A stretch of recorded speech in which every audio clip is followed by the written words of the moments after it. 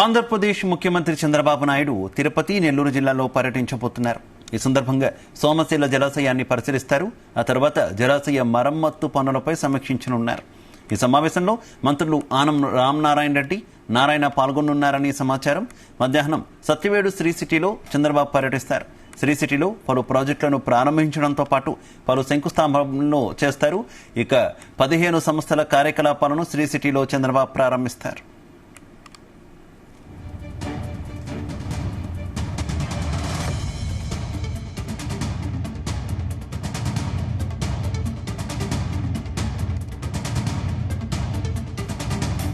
అలాగే మరో 7 సంస్థల ఏర్పాటుకు సీఎం చంద్రబాబు శంకుస్థాపన చేయనున్నారు.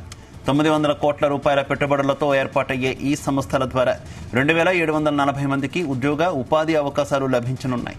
మరో 1213 కోట్ల రూపాయల పెట్టుబడులకు సంబంధించి 4 ప్రముఖ కంపెనీలతో రాష్ట్ర ప్రభుత్వం ఒప్పందాలు కుదుర్చుకోనుంది. అనంతరం శ్రీ సిటీ బిజినెస్ సెంటర్లో పలు కంపెనీల సీఈఓలతో సీఎం చంద్రబాబు సమీక్షిస్తారు.